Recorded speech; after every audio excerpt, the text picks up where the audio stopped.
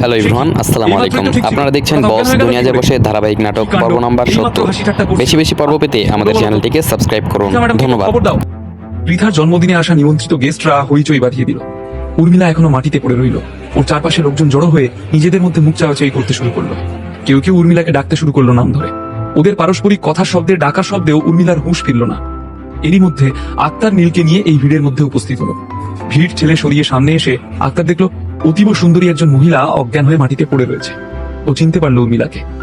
এদিক ওদিক তাকিয়ে কাউকে যেন খুঁজলো আক্তার, আর তারপরই নিজের কপাল চাপাল। আক্তারের এমন অদ্ভুত বিহেভিয়ার নীলকেও ভাবিয়ে তুলল। ও ব্যতিব্যস্ত হয়ে আক্তারকে জিজ্ঞেস করলো, আক্তার, ইনি কে?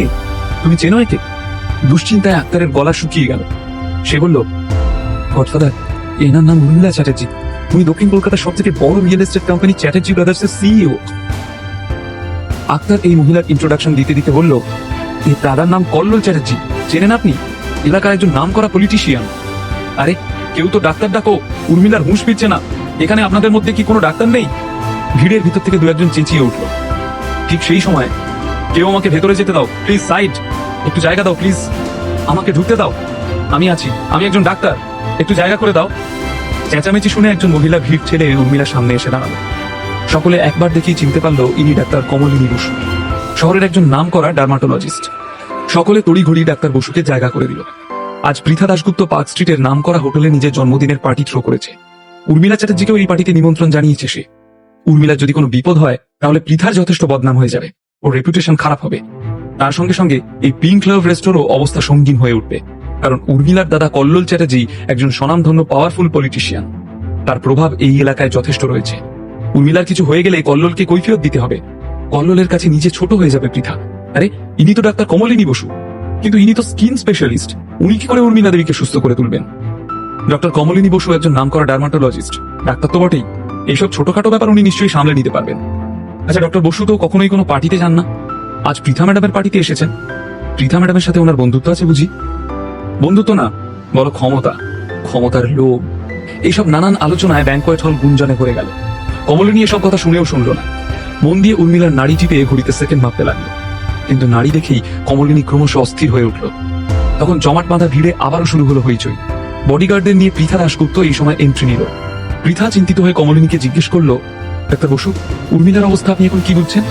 কমলিনী পৃথাকে নিয়ে ভিড়ের আড়ালে গিয়ে বলল, ম্যাডাম, আমার মনে হচ্ছে উর্মিলা প্রেগনেন্ট, অবস্থা একটু সিরিয়াস। ভিড়ের থেকে সরে গিয়ে ওরা কথা বললেও দেওয়ালেরও যে কান থাকে কমলিনী এই ইমার্জেন্সিতে খেয়াল করেনি। দ্রুত দাবানলের মতোই ছোট্ট অথচ উত্তেজক সংবাদটা ছড়িয়ে পড়লো ভিড়ের মধ্যে। হলের কোনায় কোনায় গুঞ্জন কোলাহলে পরিণত হল।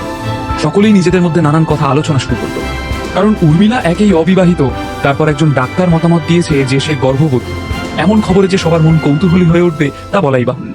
খবর আর খবর রইল না, রঙের উপর রং ছড়িয়ে গিয়ে তৎক্ষণাৎ ব্রেকিং নিউজ হয়ে গেল। নীল এই সময় আক্তার ভাইয়ের ঠিক পিছনে উর্মিলার কাছাকাছি দাঁড়িয়েছিল। এইসব ঘটনায় ওর মনে হলো উর্মিলার অসুস্থতা নিশ্চয়ই ব্যাংকোয়েট হলে রাখা কোনো খাবার কিংবা কোনো ড্রিঙ্কস এর সাথে জড়িত। যদিও ও ডাক্তারি নিয়ে কোনো পড়াশোনা করেনি, তবুও ওর সাধারণ বুদ্ধিতে কেন জানি না মনে হলো উর্মিলা একেবারেই প্রেগনেন্ট নয়। এই সময় কমলিনী আর পৃথা আড়াল থেকে ফিরে এসে উর্মিলার চোখে মুখে খুব করে জলের ছিটে দিতে থাকলো। কিন্তু উর্মিলার জ্ঞান তবুও ফিরল না। উপস্থিত জনতার উত্তেজনা বাড়তে থাকলো ক্রমশ। আরে উর্মিলার তো হুঁশ ফিরছেই না, কি ব্যাপার বলো তো? এই উর্মিলা কমাসের প্রেগনেন্ট বলে মনে হয়। আরে আস্তে আস্তে, এইসব কথা এখানে কেন আলোচনা করছো? তোমরা কল্লোল চ্যাটার্জিকে কি চেনো না? জানতে পারলে কেউ আর আস্ত থাকবো না। কমলিনীও অ্যাংশাস হয়ে পড়লো। চিন্তিত হয়ে পৃথাকে বলল, ম্যাডাম, অবস্থা সুবিধের নয়। আমার মনে হচ্ছে যত তাড়াতাড়ি সম্ভব উর্মিলাকে হসপিটালাইজ করা উচিত। ওর সারা শরীরে র্যাশ বেরোতে শুরু করেছে, আর অপেক্ষা করবেন না। পৃথা সম্মতি জানিয়ে সঙ্গে সঙ্গে আক্তারকে হুকুম করলো গাড়ি বের করে রেডি থাকতে। ওরা এক্ষুনি উর্মিলাকে নিয়ে হসপিটালে যাবে।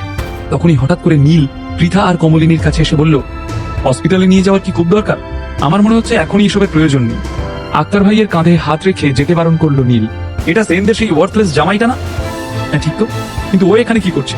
সেন ম্যানশন থেকে তো কেউ আসেনি, ওকে সিকিউরিটি গার্ডরা ঢুকতে দিল কেন? ও কি ডাক্তার? একটা ইউজলেস ছেলে, বাড়ির কেউ এমনিতে পাত্তা দেয় না, অমনি এখানে এসে বাতেলা দিচ্ছে। উর্মিলাকে ঘিরে থাকা জমায়েতে তখন তুমুল অসন্তোষ। এসবের মাঝেই পৃথা নীলকে পার্টিতে প্রথমবার দেখে ওর সামনে এসে বলল, নীলা, আপনি এসেছেন?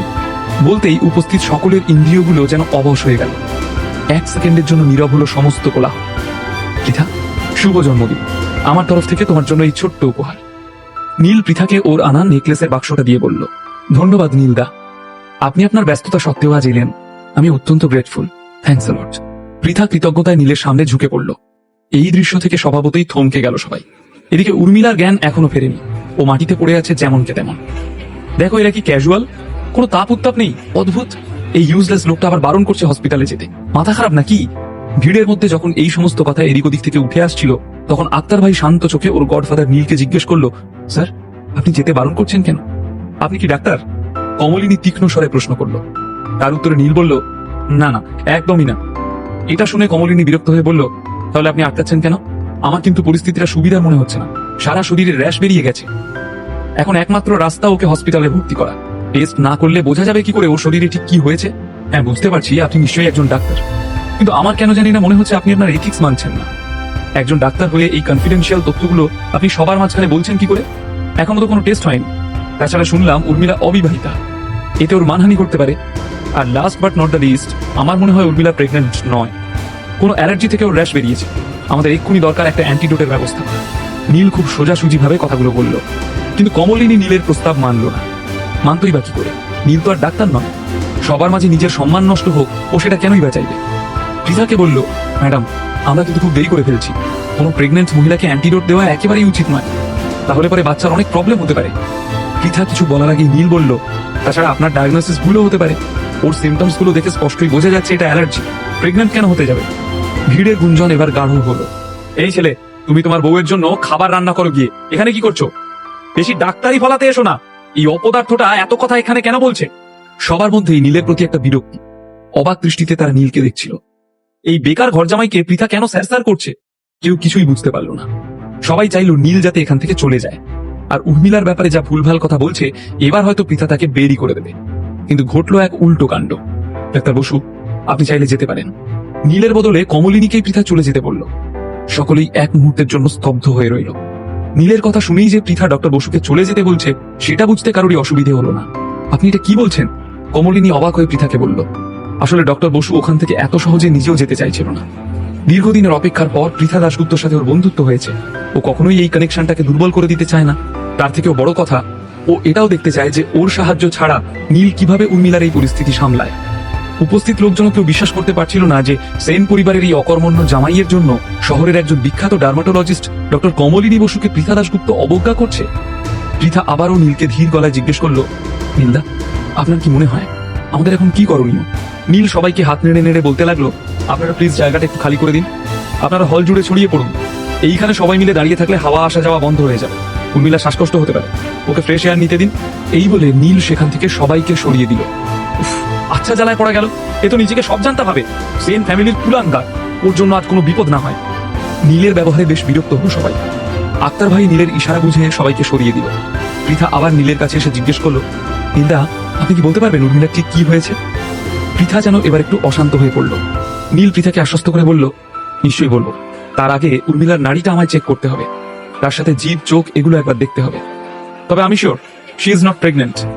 এই বলে নীল আক্তারকে ডেকে বলল, আক্তার ভাই, তুমি একবার খোঁজ নিয়ে দেখো তো উর্মিলা এখানে আসার পর থেকে কি খেয়েছে। তুমি ক্যাটারারদের একবার জিজ্ঞেস করো। এই নীল কিন্তু এবার বাড়াবাড়ি করছে। পাগল হয়ে গেল নাকি? উর্মিলার যদি কোনো বিপদ হয় তার দায়িত্ব কে নেবে শুনি? কল্লোল চ্যাটার্জি তো কাউকে ছেড়ে কথা বলবে না। এই নীলের না হয় চাল চুলো নেই, কিন্তু আমাদের তো পরিবার আছে।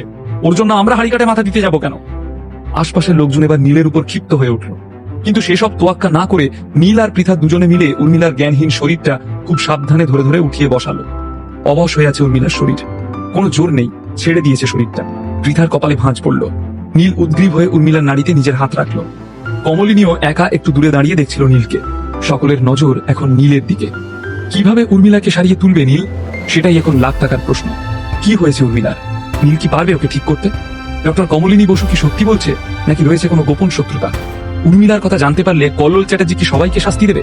তাহলে নীলের সামনে তো বড় বিপদ অপেক্ষা করে আছে। জেনে শুনে নীল কেন নিজেকে এই বিপদের মধ্যে জড়িয়ে ফেললো?